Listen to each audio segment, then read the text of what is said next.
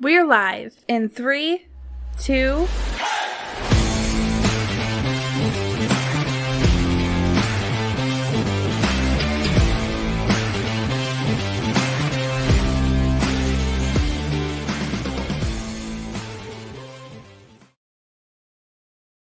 Welcome in to Leather Brains. As always, your host, Slap Dog, and I am joined today by my good friends, Alan and Yeti.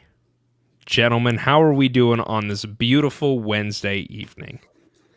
Man, it's a beautiful day when we got Alan in the house. Oh, it's been a minute since we've been on. Yeah. No, man. This is good, though. This is good. We should have recorded the 15 minutes prior to this where we just talked about home improvement projects. That probably would have been subscribed-worthy content. Maybe we should just ditch the whole fantasy podcast and the whole NFL shtick, and we just talk home improvement projects. Honestly, we might have to charge people for those tips, though, because you gave me some quality tips. That's true. That's true. Yeah, so congratulations. You're our new homeowner, Yeti. So we were talking about that. Got to give you a shout out and congratulations. Thank you. That's it. That's all we got. Alan and I got hammered this weekend, and you bought a house. So I would say things are going well for everybody. Win-win-win. Yeah. Gentlemen, today we got a lot to talk about. Actually, not a lot. I'm going to be honest. There's not a lot to talk about. There's a little bit of drama that we will cover here in a little bit. There's maybe a new Netflix series that could pique some interest for some people. We're going to be playing Keep Trade Cut today. And we're not talking about the Keep Trade Cut that Yeti and I have been doing the last couple weeks where we kind of focus on some running backs, wide receivers, and quarterbacks, but we are going to be playing Keep Trade Cut, the game itself. So that means that somebody's going to have to get cut out who you're keeping and who you would trade away. So we'll be playing that. And then, of course, to round everything out, we got questions from the Brainiacs, so we're going to answer that as well. But before we do any of that, of course, as I mentioned, we got to do the news. So let's get down to business. Let's get down to business. First piece of news, and it is sad that this is news, but this is where we are at in the offseason for NFL football. Stefon Diggs skipped mandatory minicamp yesterday. ESPN reports he was present prior to the start of camp, but he left before it officially began. Did he say, F this, I want a McChicken, I don't want to work out today? Is he a drama queen? Is he tired of being tied to Josh Allen? What's going on here with Stefon Diggs? It was reported he was there today, but was he trying to make a statement? They canceled tomorrow's minicamp. They came out and said. Somebody was saying they do that sometimes, but I feel like on the heels of all this, saying they just flat out canceled the day is kind of interesting as well. I wonder if it's toxic. Yeah, it's just Stefon. He's in the locker room just talking mad shit on the whole team. Right. It was interesting because the head coach came out yesterday, said he was very concerned about it or whatever. And then reports came out like an hour or two later that, they had talked, everything's fine. He was actually in the building. And then today the head coach talked again and he said, I'm not concerned about it. And Stefon Diggs was at practice. Like, yeah, I commented on Twitter. I wonder if Josh Allen's breakup with his girlfriend is hitting Stefon the hardest. Like, is he down bad because he doesn't know who to pick, mom or dad? Like, does he stay with Josh or does he go with his ex? Like, I don't know. Maybe that's what it is. I was looking up Josh Allen's now his ex-girlfriend.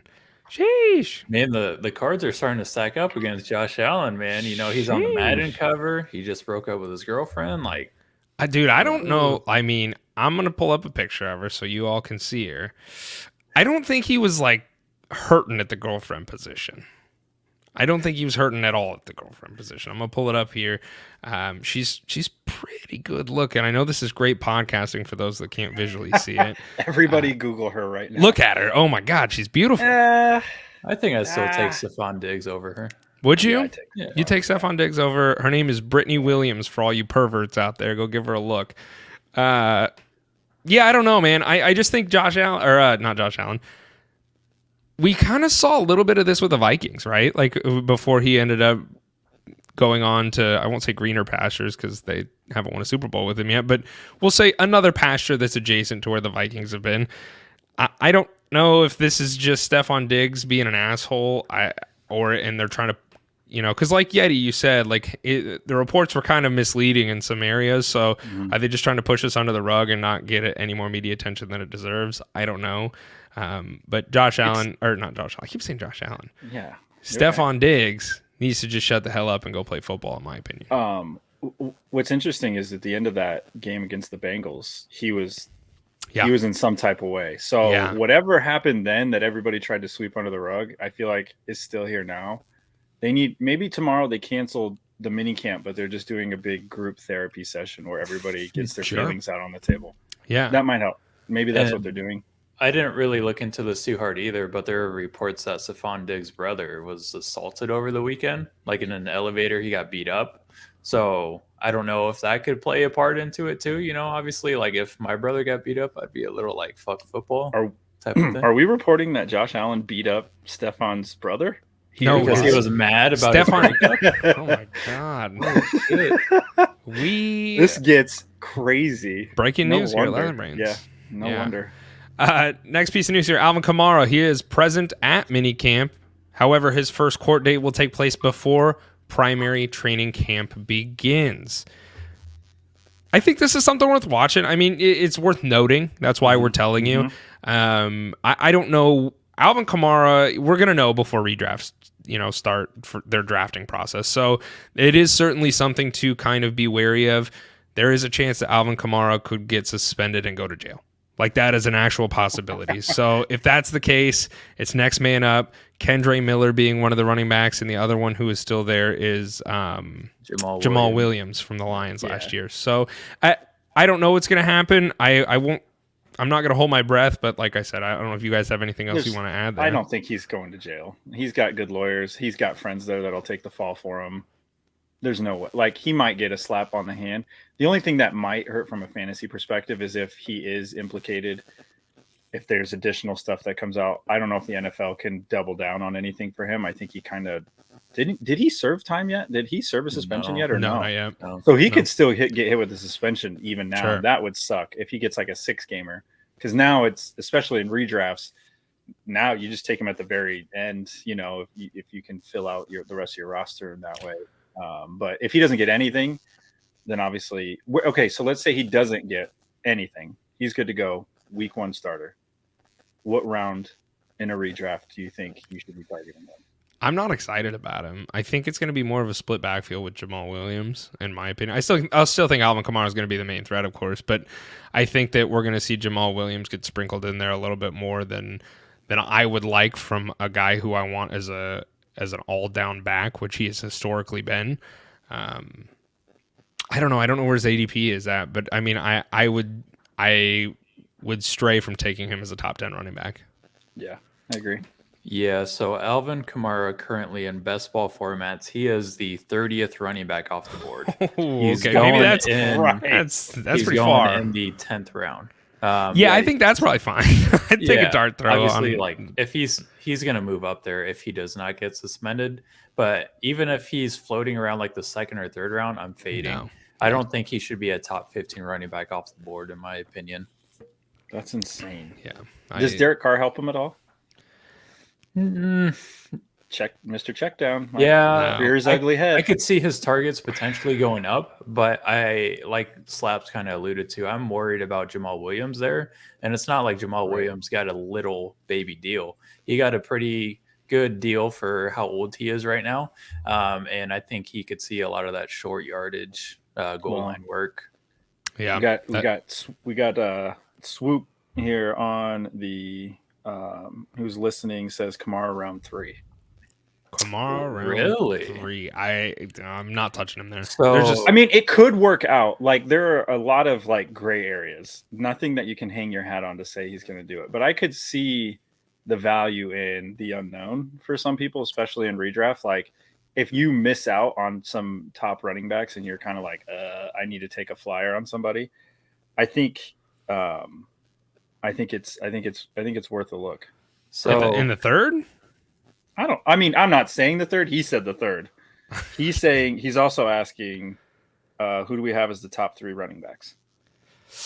We might be covering that in our keep trade cut area as far as the top 3. All right, so stay tuned because there's arguable for one of these people. I do just want to say real quick, Kamara in the 3rd round would be interesting because we're seeing, as of right now, we're seeing guys like Nick Chubb, Derrick Henry, Josh Jacobs, Pollard, Breece Hall, ETN, and Kenneth Walker all go in that range. which I would take all those guys over Kamara right now. Yeah, 100%. I think I would too, for sure. Kamara's just, even with the implications like going away, like let's say hypothetically like that happens, I'm still not. That certainly increases his value, like you said, Yeti, and I do think that that is the case. Like he will go up from the 10th round. I agree. But I still don't know if I would take, like, depending upon where his round is at, but like in the 3rd round, I'm not taking him. Like that's just way too expensive for Alvin Kamara for me, because I don't think he finishes as a top 10 back. So next piece of news here: Mac Jones and Bailey Zappi, they split first team reps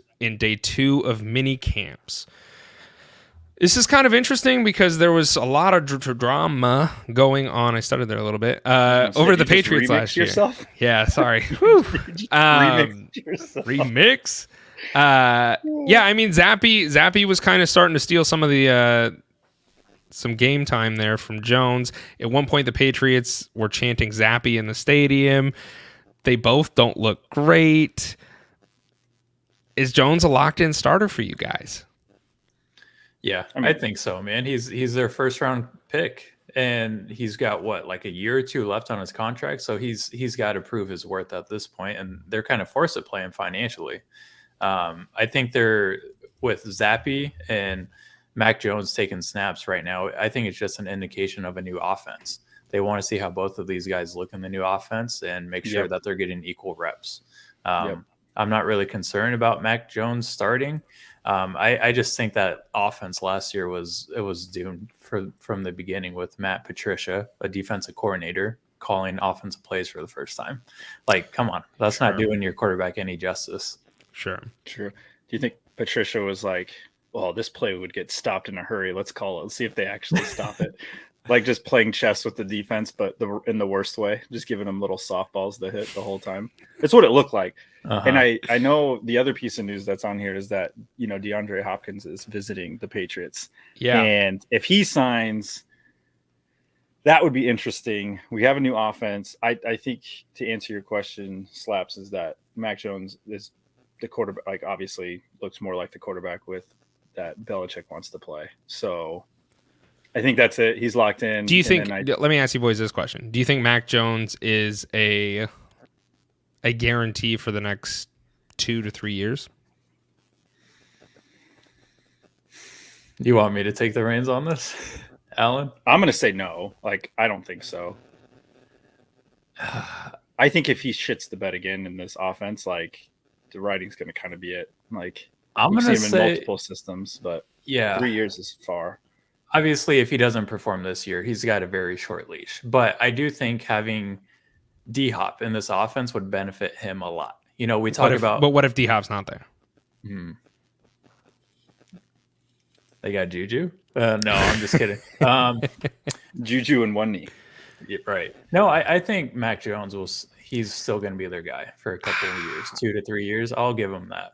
I think if he does not perform well this year, he is on very thin ice, especially with Patriots Patriot fans, because they have just been so enamored with winning and they've done it for a long time and they've found success.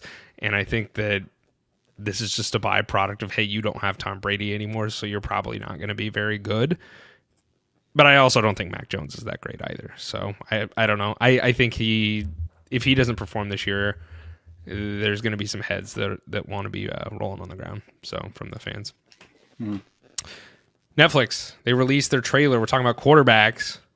They released a quarterback documentary featuring 3 different quarterbacks this past season.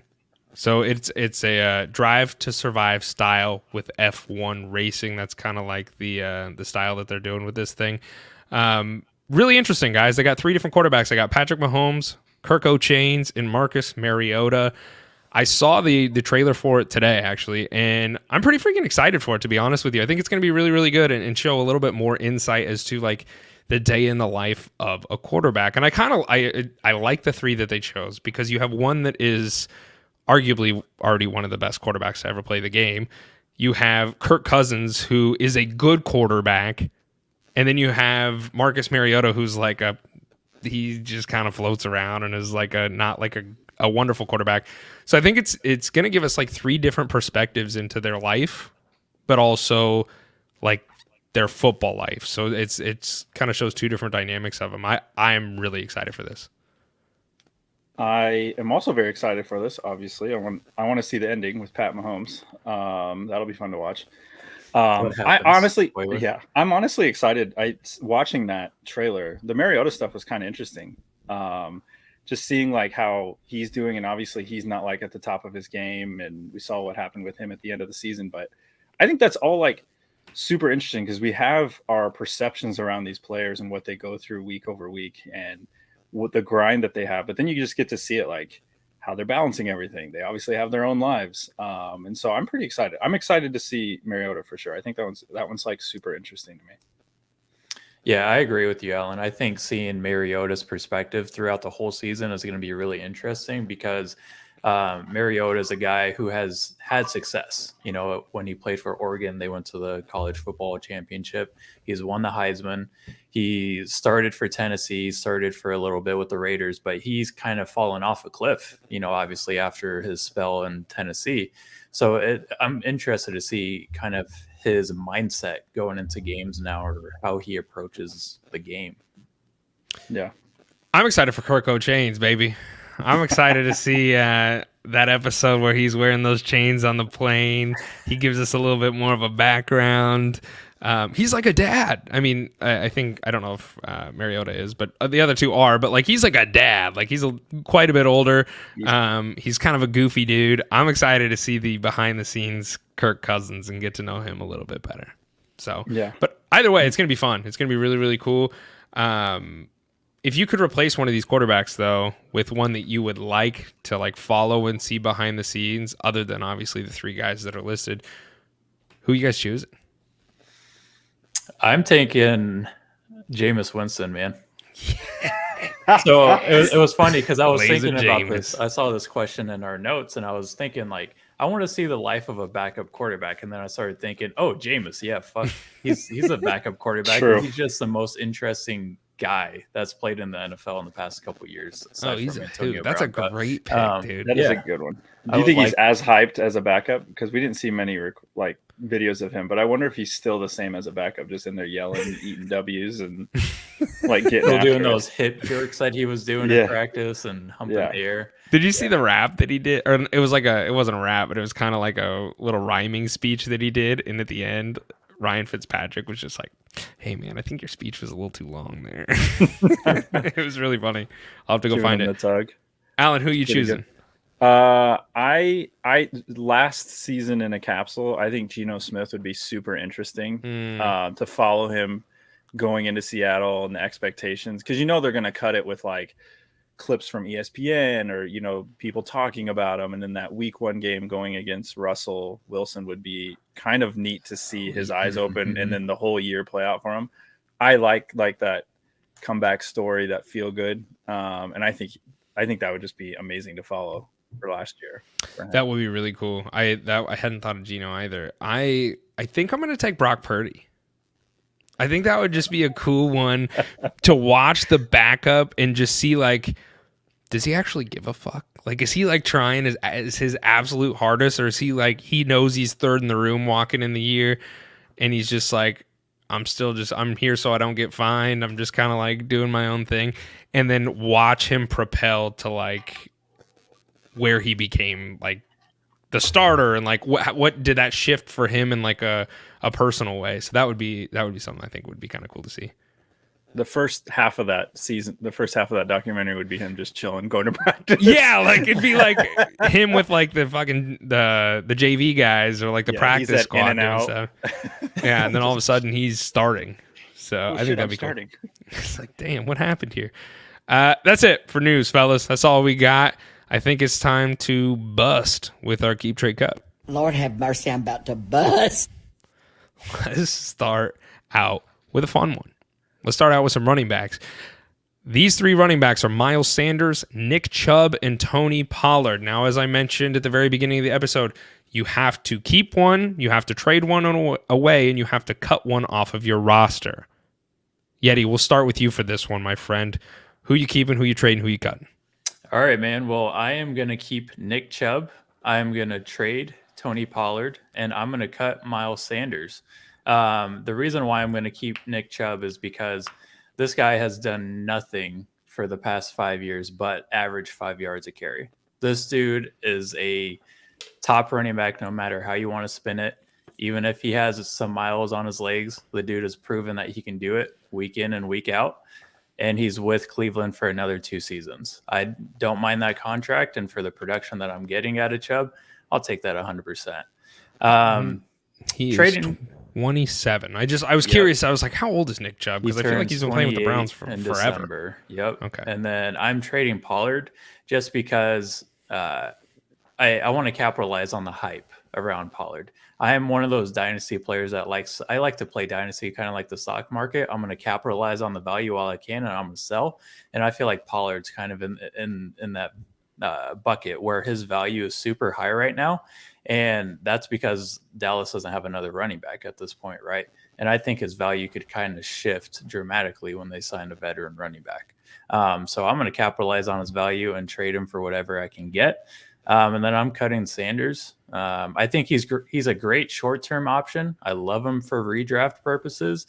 But I just don't see his value being high past this year with Carolina. Okay. I have my thoughts. Alan, do you agree or disagree with anything Eddie said? I had the first 2 flipped, and I used the same logic that Yeti did. Is from a fantasy perspective, I think Pollard has a lot of miles, so I want to keep him around, and I know he's good. But then Chubb, I was thinking he's good now, but he does have miles on him, so I'd want to get the rest, the little bit of value that he has left out of him. Sure. And cutting Miles Sanders, I think we all agree on that one. You mentioned the age of Nick Chubb. I read something today that I thought was interesting. That Todd Gurley, who retired a couple years ago, he is 28. Isn't that insane to think about? He's only 28, so I had that swirling in the back of my mind too, probably, which influenced me to go ahead. You're like, and sell. Fuck him. He should retire. Get out of here. I think I agree. In a redraft format, I think I structure this differently. I think Miles Sanders certainly becomes much more appealing, but just for the volume alone. But I think I'm going to have to agree. I think, you know what? I'm actually going to take Pollard. I'll take Pollard, so I'll keep Pollard. I will trade Chubb and I will cut Sanders. The only reason being is I am of the belief that Deshaun Watson is going to be a little bit better than he was last year. I don't think that's much to say, but I think we're going to see a semblance of what Deshaun Watson was when he was with the Texans, and Deshaun Watson's not afraid to run the ball. I'm not saying that that's going to kill Chubb, because I still think there's certainly a home for him on the Browns, and he's going to do very well. But I think that he also may see some of that, like a quarterback sneak or something like that. They may end up doing that on the goal line versus throw it to, or hand it off to Chubb rather. So I could see that kind of spieling Chubb just a little bit. And for that reason, I think I'm going to take Pollard, because we know that Dak's not going to really rush the ball. So that gives him, in my eyes, just a little bit more of an edge. But you also have to look at it. I mean, obviously this is all situational, but where's your team at?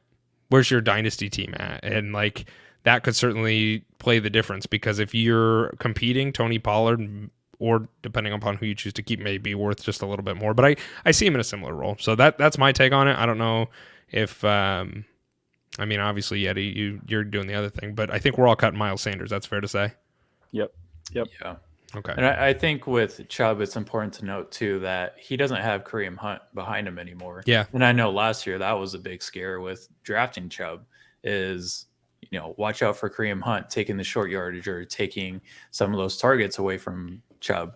Well, now we don't have to worry about that issue. And while I do agree that Watson might be using his legs a little more this season, if I can get Chubb getting 18 carries a game still, I'm loving that. Yeah, I just don't. I don't know if we will. I mean, none of us know. So I get where you're coming from. But real quick, we have a question from Swoop Boys on Twitter. He asked if Pollard even starts the season. Oh yeah, well, yeah. I guess with the injury, his ACL injury, he might not. That's actually a pretty good point. ACLs are a fickle bitch, and we all know that. And tibia, not ACL. Oh, it's tibia. He broke his tibia. I think he'll start. You think he'll be back before season starts?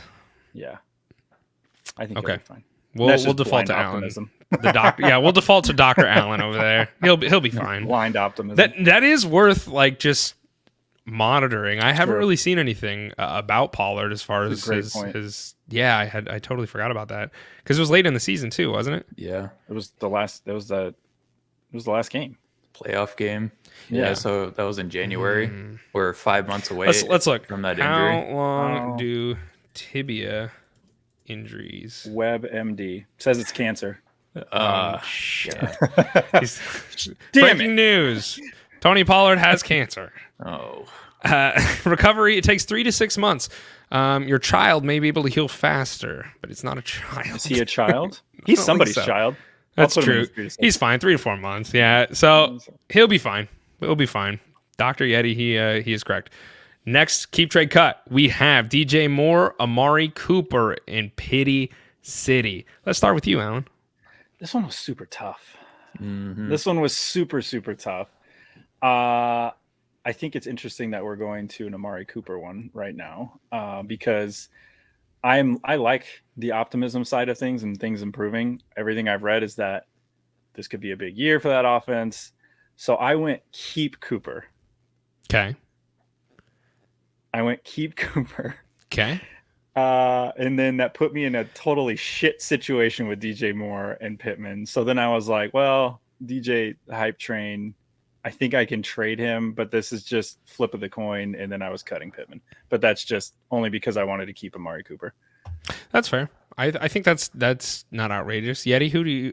I mean, I can go. You can go. Whoever you want to go. I'll go because I was kind of in the similar situation as you, Alan. I originally had Cooper as my keep just because I fell in love with the idea of that offense being a top 10 offense, which excites me.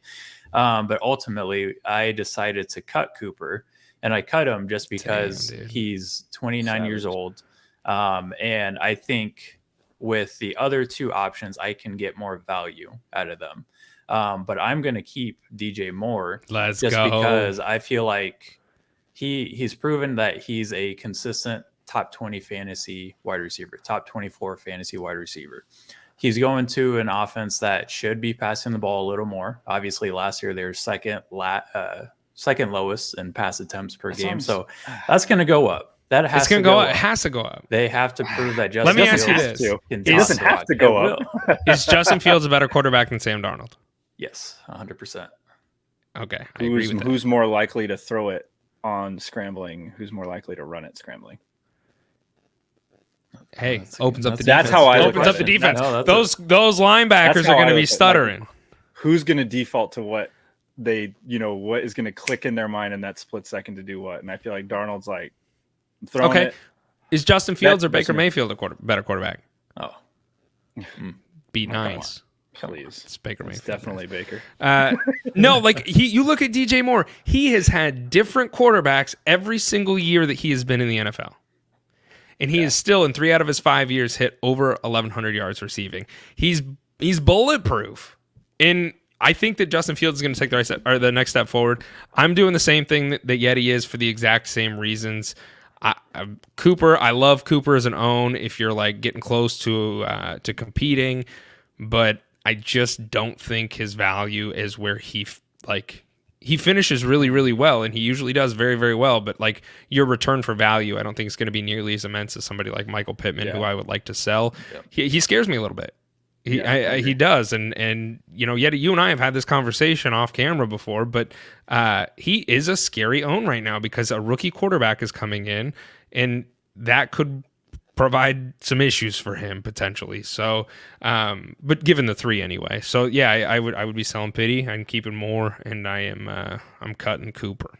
and with Pittman, it's important to note that he's on the last year of his contract too. True, So it's not, which could be better or obviously- worse. Right. But at that point, he's going to be 27 years old. And at best, he's going to be a wide receiver 2 in another offense. I don't think he's efficient enough to be a wide receiver 1. No, and he kind of got hosed because, his quarterback situation has never been great either. So who knows? Maybe he could go to a contending team and, fight for that wide receiver 1 position. But, we'll see. That's a complete dart throw, and you have a lot more safety with Moore. So I'll ride that. Next, keep trade cut. We have Tua Tagovailoa. Did I do really well there? I think I did pretty well. You did actually pretty good. Thank you. I appreciate that. Trevor Lawrence and Daniel Jones, the battle of the quarterbacks. I'll start. Slaps. Yeah, I'll you start. go. Yeah, I'll start. Yeah. Ah, man. Ugh. I think you got to keep Trevor Lawrence. Mm-hmm. You're doing good. I think you See if you do it trade Tua and you cut Daniel Jones in that. Whoa. I know it pains flip me. those. I I'd have flip been those. Here's the thing. I don't like Tua. I'm going to be honest with the both of you. Why? Because he scares me. Because I about truly Mom? do believe that he is one hit away from being done in the league. So if I could sell Tua, and I think, no, maybe I'll sell Daniel Jones and I'll cut Tua. That's what I'm going to do. That's what I'm going to do. Go. He did That's it. what I'm going to do. I talk myself out did of it. it. There He you go. did it. Good one. I still think Tua holds quite a bit of weight, and I think these quarterbacks are all kind of in the same area in like a redraft format, maybe. Go ahead. I guess this is the caveat of, is somebody dumb enough to buy Tua? Yep. I guess if somebody's dumb enough to buy Tua, you sell him to him in hopes that, like, hey, his brain won't keep scrambling and he's got all the weapons. But I think if you are trading, if you're working with somebody that knows, and it, like Tua was flirting with retirement, he's one hit away again from being all done. I don't think anybody should be buying him at the moment. If you have him, you sit on him. Yeah, I didn't think about it from a buyer's perspective. Obviously, we have to cut somebody, and so I think you're right. I think Trevor had the playoff game. He saw a win. He knows. It kind of pains me to say, I'm going to be honest, because I really want to own Daniel Jones. Like the rushing upside that he provided last year, I would probably go behind a dumpster and make love to Brian Dable. So I really want to be a part of that. But I think Trevor Lawrence, he's I think a little bit safer. And with the rushing upside, you bring up a good point, because Tua, he doesn't have that rushing upside at all. All of his performance is based off what he can do with his arm. And obviously he has elite weapons around him, but like you had mentioned, for how long? And I think fantasy or dynasty owners in particular know that Tua is not a guaranteed play at all this year, or even past this year. So I think with trading Daniel Jones, you're getting the most bang for your buck, because you could probably get a first round pick for him, for Daniel Jones, in next year's draft. And I think that's probably fair to say. Let's substitute Tua for Justin Fields. Does that make this more difficult? Yeah, I'd probably trade. Damn it. I would trade. I like Fields. the rushing, but I would trade Fields probably. Okay, so are you cutting Daniel Jones and keeping T-Law? Yeah. Okay. I was just curious. This one, the more that I thought about tough. how much value I could get back for Tua, it makes sense. So thank you guys for talking me out of it. I appreciate that. You're welcome. Next one. Cooper Kupp, Devontae Adams, and Stephon Diggs. I want to take this one. Go, Yeti. Run with it, Go baby. for it. I saw a tweet earlier that I thought was very interesting regarding this keep trade cut. I'm going to interrupt you for just a moment. Damn We're going to assume Stephon Diggs is good to go and he's playing this year, just for sake of conversation. Okay, thank you. That's a good disclaimer. Mm-hmm. Okay, so tweet said, since 2019, there has been just one wide receiver over 30 years old to finish top 25 at the wide receiver position. Who do you guys think that one wide receiver is? Over what's the time frame again? The past 4 years. The past 4. Okay, Yes. small window. Is it Adam Thielen? No. Old wide receivers. Larry Fitzgerald? No, he's playing No. the last 4 years. Old wide receivers. AJ Green? No. Is it AJ Green? No. One more guess. Shit. I don't have any guesses for you because I can't think of old wide receivers right now in the last 4 years. It's Edelman. Who is it? Julian Edelman. Oh, yeah. He finished as wide receiver 8 in 2019. And he was over the age of 30 when he did that. And it's interesting because 4 wide receivers over the age of 30 are being drafted in the top 20 right now. You got Devontae Adams, Keenan Allen, Tyler Lockett, and DeAndre Hopkins. I bring this tweet up just because all 3 of these guys that we're about to talk about, with Cooper Kupp, Devontae Adams, and Diggs, they're all 30 years old. And I think they all turned 31 this year. Or Stephon I Diggs think is 30? Adams does. Yeah. Is he? Stephon Is he Diggs looks like really? he's 12. He's 30. Yep. That's what I thought. He's 30 years old. This man's He's not acting 12? he's acting like a 12-year-old. He's 12. Right. He's 29, yeah, but he'll be turning 30. Okay. Yep. Wow. So with this, I think what I'm going to do is I'm going to keep Cooper Kupp because he's going to be guaranteed the volume there with Matt Stafford. He is the wide receiver 1, 2, and 3 in that offense. I'm trading Diggs because I think you can still squeeze some juice out of him with him being in that Buffalo offense and connected with Josh Allen. And then I'm cutting Devontae Adams just because with Devontae Adams, you're praying that he goes to a better situation because with Jimmy G has proven that he cannot support a wide receiver 1. I think the highest finish for a wide receiver with Jimmy G was Debo, but that was partially due to his rushing upside. Yeah. He has not supported a wide receiver in the passing game. So that's what I'm doing. I think I'm agreeing. I'm just going to say agree that. too. Okay. I agree. I think I was in the same boat, and I ended the same. I didn't think through it that. And I think I don't know if this is just personal bias, so tell me if I am wrong or not. But like, I think Stephon Diggs in a dynasty format is probably. I bet you can get more out of Stephon Diggs than Cooper Kupp in a trade. Do you think that's the case? I just think there's a lot of name value in Stephon Diggs. I was going to say, I think if only because of like the stock market, Diggs is just like a hotter name. I don't think based on logic it should go that way. But no, and I'm not saying that's the case. I think Cooper Kupp is like Yeti said, he's the only wide receiver there. Now he is coming off of injury, and so is his quarterback. But I'd be willing to take that risk. And Stephon Diggs, I think, is probably the most expensive out of this wide receiver group. So yeah, I'm going to sell him. In this group, that's what I would do too. So I'm glad we're all in agreement on that one. Next up, Christian McCaffrey, Bijan Robinson, and Jonathan Taylor. I think these, we talked about this we hinted at a little bit earlier with one of our Brainiac questions. I think there's a case to be made that these could be the top 3 running backs this year. Mm-hmm. So, Alan, we'll start with you. Struggled with this one. Had my dynasty hat on, and I think the obviously you want to see like who's going to give you the most longevity wise and who's in good situations. You look at Bijan, obviously the offense around him, you don't know. He looks like he could be a perennial Pro Bowler, just off looks and what people are saying. Jonathan Taylor has a brand new quarterback coming in, and you don't know how he's going to look and what's going to happen. Obviously, everybody I think kind of agrees last year for Taylor was a fluky-ish kind of year. You still don't know, like his body of work's all like is pretty low overall, but I think what you saw early on was what you think you're going to get out of him. And then Christian McCaffrey, obviously, he's in a great situation in San Francisco. I'm keeping Bijan. I think long term, I truthfully believe I don't think it's hype around. I don't think the hype is exceeding what he can do. I feel like it's appropriate. You saw what he did in college. You see what the kind of volume he's more than likely going to get in Atlanta. That's where I would go for him. Christian McCaffrey, I think this is a name thing for me for the trade because I think somebody's going to be paying a little bit more and buying him because he is still an elite player. But I think his usage is going to go down next year. So I'd be willing to ship him off. And then that unfortunately leaves Jonathan Taylor as a cut.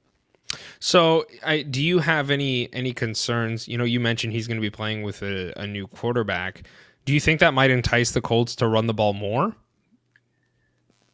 I struggle. So that's what I also struggle with. But I think at some point you got to find out what you got. And, this is still a passing league through and through. And so I think there could be more usage. But if he doesn't show that he can stretch the defense beyond the linebackers, it's just going to stack the box again the rest of the year. And I'm willing to bet that that's kind of how this plays out, that he doesn't develop right away, and especially into the next year or two, and then I think it gets very bleak for Jonathan Taylor in a hurry.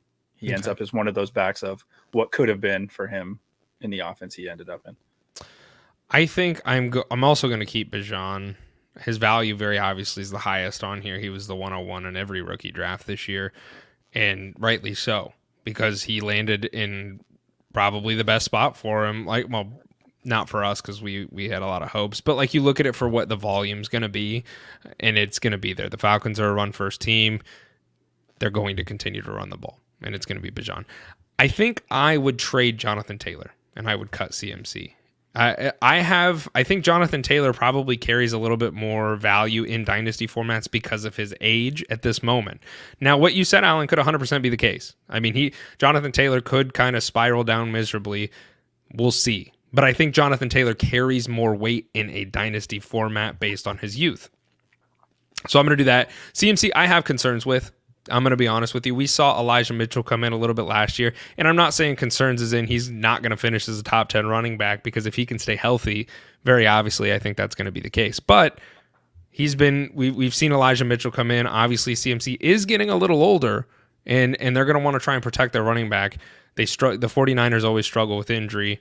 I don't know if it's the water they're drinking or if they're not drinking milk, at lunchtime. I'm not sure, but they ain't making strong bones. And they're always getting hurt. And CMC is somebody who's notoriously kind of been hurt the last couple of years, and they traded for him. So just throwing that out there to keep in mind. I would keep Bijan, trade Taylor, and cut CMC. I agree with basically what everything Alan said. I am keeping Bijan, trading CMC, and I'm cutting Jonathan Taylor. The reason why I'm going to cut JT is largely due to the fact that his offense is going to be a lot different this year. Obviously, we have Steichen coming in, who is he notoriously has been a run heavy type of guy, right? But I think situationally, the Colts are going to have to throw the ball a lot more this year for the same reasons Alan said. They're going to see a lot more stacked boxes, and that's going to force Jonathan Taylor to, see a lot of 7-8 man fronts, which is not ideal for running the ball, right? And then it's also important to note that Jonathan Taylor is on a contract year, which obviously last year we saw that benefit some guys, right? Like Saquon and Josh Jacobs and Tony Pollard even.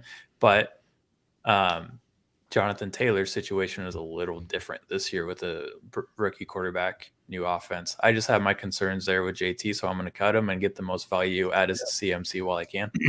I think so. Swoop Boys watching on Twitter said he agrees with me and Yeti, so that's the right answer. So we win. Okay, you win. Congratulations. Next one, keep trade cut. Lamar Jackson, Justin Fields, Anthony Richardson. All three of these running backs are notoriously a run-first quarterback. We kind of teased Justin Fields a little bit earlier. I think this is very, very mean for Yeti to do this to us and put us in this situation here. But here we are.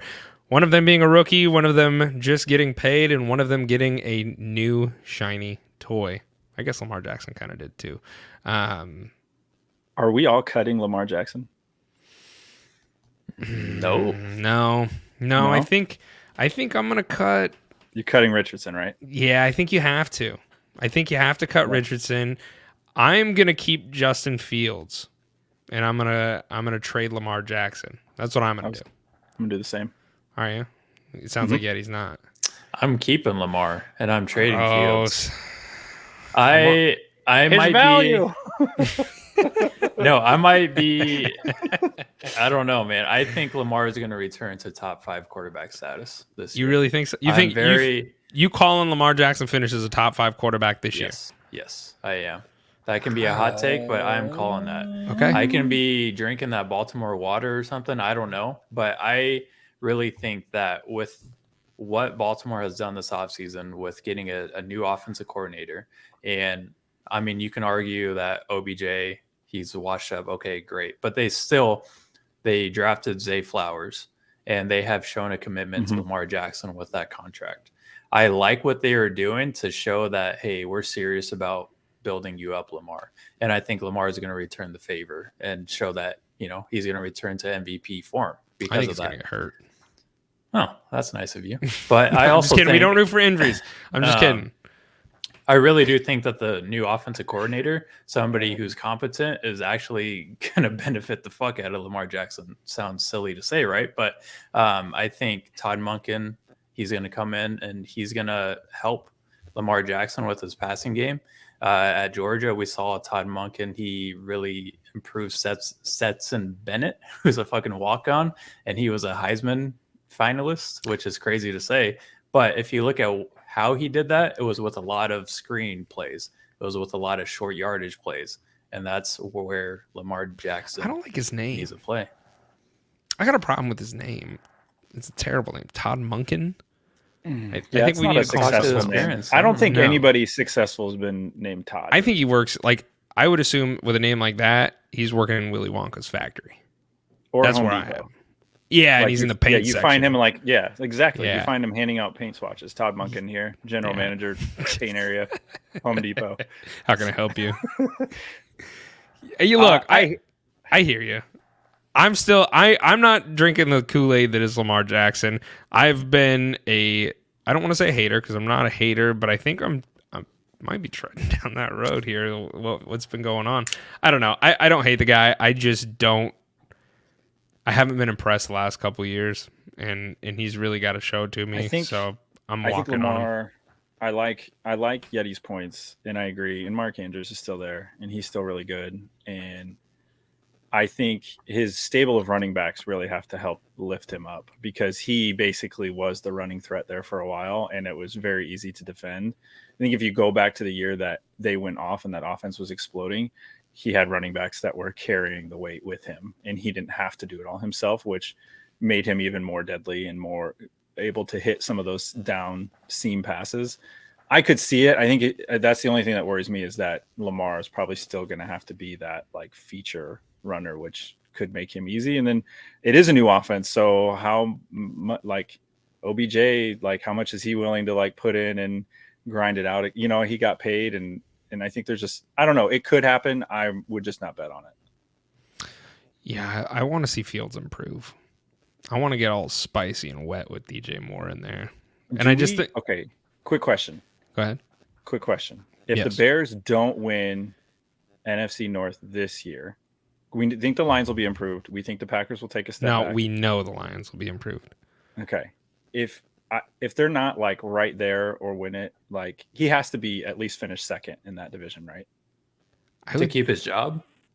No, I'm just saying for like success, like improvement, like, hey, you know, this thing could actually work with him long term. Yeah, I think this is a big year for him throwing the ball because obviously, you know, like Yeti stated earlier, like Justin Fields is like on paper, I think he was the second to last, like they were the second to last throwing team. He was a terrible throwing quarterback last year. This is going to be a really, really important year for him because he did show that he can run the hell out of the ball. We saw that. I mean, he was arguably the best running quarterback last year. He was doing crazy shit. But what he wasn't doing was throwing the ball very well. So I think this showed to me that they do believe in his ability to get better though. Like they fleeced the Panthers when they did their trade, but like DJ Moore was just the cherry on top and they wanted him for a reason, and it was because they needed to get their quarterback that wide receiver one that we've seen with AJ Brown when he went to the Eagles, or when you have Stephon Diggs go to the Bills, when you have these like people who have taken these young quarterbacks and really elevated them to the next level. I'm not saying it's going to be as great as those guys, but I think we're all kind of holding our breath and we're sitting here hoping that it could be. And I think the Bears believe that enough to take a chance with Fields because they, you know, DJ Moore was one of their focal pieces they wanted. I agree. So, that's me. Anything else we want to talk about with these guys? Okay. This is good. That's fun. Let's do some mail. Here's the mail, it never fails. It makes me wanna wag my tail. When it comes, I wanna wail. Mail! Nice. Nailed it. Did That was I? on it. Fuck That was yeah, on let's it. go, baby. That was All on it. right. First question comes from The Munch. When is the best time to hold our rookie draft for our Dynasty League? Big Tony, why don't you tell them what's going on? Man, you got to do it within like a week of the draft. Honestly, like if all your guys are bought into dynasty football, which hopefully they are, and that's why they're in your league, you need to do it right after the rookie draft. Just because if you're drafting right now, it's like, what's the fun in that? You got to capitalize on the hype with the rookie draft and just ride out the wave, man. If it's not within 2 weeks of the draft, you're doing it wrong. Preach. I agree. You should here's like doing it on hard mode. Do your rookie draft while the actual draft is happening. Oh, wow. That's just as brutal. a pick comes in. No, I agree with Yeti. You got to capitalize on the hype. Yeah, we did ours. The draft ended on Sunday, right? And then we did it on Monday, or maybe it ended Saturday. Yeah, we did it right away, and I'm glad we did because like everything was fresh, everything was new. Not every story had been written about why you should not touch this guy. So it was a little bit more instinctual, a little bit more, I have to think about this for myself, and I'm going to take this guy for this reason because that's what I like, versus like getting down on the nitty gritty and people making an analytical argument for everything. And that's good, that's fine, but like it also somewhat takes the fun away from it a little bit. So like I highly recommend just doing it as soon as the draft is done. You should have a group of people. If you're playing Dynasty football, you should have a group of people that are pretty excited about it and want to do it right away. So I agree with you guys. That's the best time to do it. Unholy hot dog. That is disgusting. Who wins this trade? The trade is Jamar Chase, Zay Jones, and a 2024 third round pick, or Hollywood Brown, Zay Flowers, and Breece Hall. Alan, it's your turn, my friend. I know. Looking at this a few times, I had to go with the Chase Jones in the pick. That seemed like a safer play to me. I like Zay Flowers and I like Breece Hall overall. I don't like the situation that Hollywood Brown is at all. I think Jamar Chase is going to, because Kyler's not there. Well, I don't think Kyler will be there, and then who knows, where they're going to go. I think that offense has some question marks for me. I like getting some sure things, and I think that second half of that sentence with Brown, Flowers, and Hall, I think you have a lot of things you don't know what you're getting. At least I know in that first part of that trade, I know what I'm getting out of Chase. And could you try I think I'm going to take the other side. And the only reason being is Hollywood Brown has shown, and yes, depending upon what Kyler, when he comes back, I think that's part of the risk as to why his value is so low, right? That's what you're kind of, if Kyler comes back week 1 and him and Hollywood connect, very obviously his value is going to skyrocket, right? So you're kind of buying him low. Zay Flowers and Breece Hall he's a top 10 running back, right? He's just got to stay healthy. So I think I would do that. You get the rookie Zay Flowers and Hollywood Brown. I'm taking the other side, personally. So Yeti, be the tiebreaker. Which side of this trade are you rolling with? I'm taking the Chase side, and I think it's pretty easy for me just because Jamar Chase, he's going to be a top 5 wide receiver in this league for the next 5 years at least, right? Zay Jones, he's a decent fill-in. Don't pay him too many compliments. He's just okay. I think he's a wide receiver 3, right? That's what he is. Yeah. The draft pick, it's whatever. But the only real upside in the other side of the trade is Breece Hall. I'm not really high on Hollywood Brown. I could see people's hype around him, right? Because he's going to be the only wide receiver there. But can he stay healthy? There's already reports about he's got an injury that he's still dealing with. I guess he's been having issues with that. And then Zay Flowers is kind of a boomer bust guy. So give me the proven in Jamar Chase. Okay. Next question comes from 10 Width. What is the most that you're paying for Brandon Ayuk in a dynasty league? Hunter, I guess I will go because I'm next up. Shit, man. That's interesting because Brandon Ayuk, I think, is actually somebody that is going to that has a potential to do very well this year. I think there's still a little bit of static there as far as who's going to be playing quarterback and throwing him the ball. But I like Brandon Ayuk as an own. I would say probably, and I don't know where he is at on like a trade calculator. If I had like the 203, I would sell Ayuk, or I would buy Ayuk for that. So he's currently going for, I think they got rid of, here we go. 2023 mid first. A mid first? Yeah. That's, I was going to say first too. Would you? Yeah. Okay. I was going to say late first, but I could see mid. Yeah. That's just expensive. I like Ayuk, I really do, but I think I'd rather take a dart throw if it's a mid first. I think I'd rather take that mid first and take the dart throw on a younger player, because I think Ayuk is still somewhat of a dart throw. I think he could have a really good year, but I think he also could almost, depending upon how that offense goes, he could not finish nearly as well as everybody's hoping he would. So a fun little stat with Ayuk is he saw a 22% target share last year for the whole season. 14 games with a healthy Debo, he had a 20% target share. Good, right?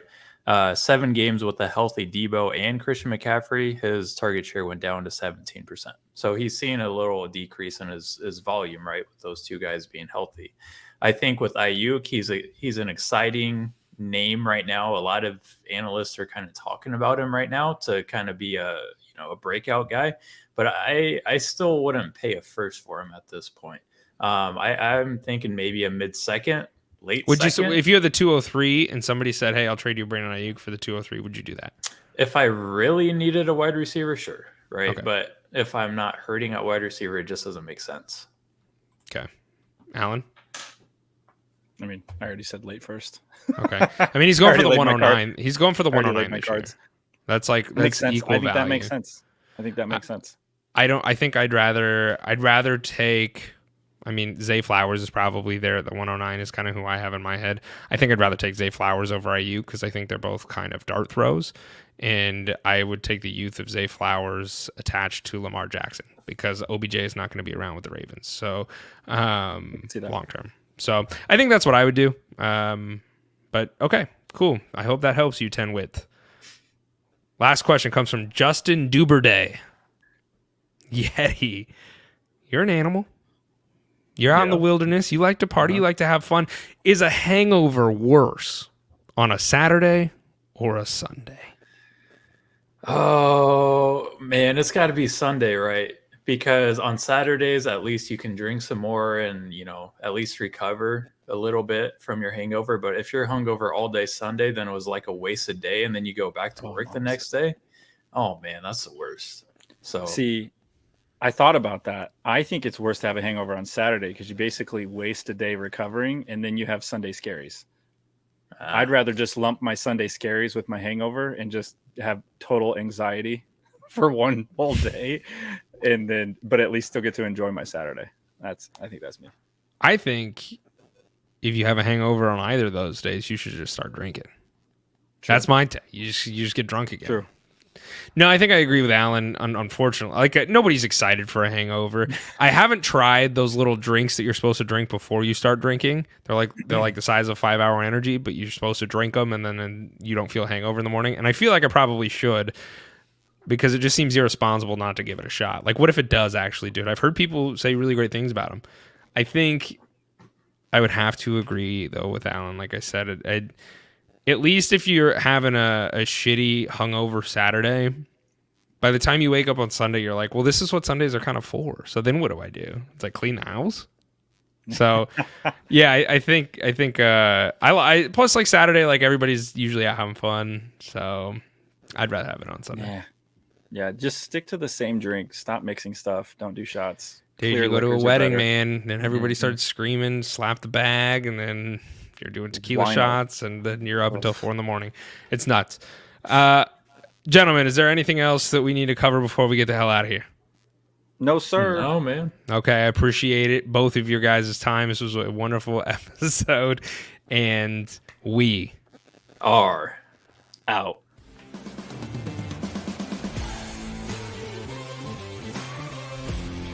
If you enjoyed this episode, make sure you tune into our new releases every week on your favorite podcast app. Follow us on Twitter, Instagram, and Facebook, and check out leatherbrains.com for all of your fantasy football needs. And remember, Brainiacs, a championship should be more than a fantasy.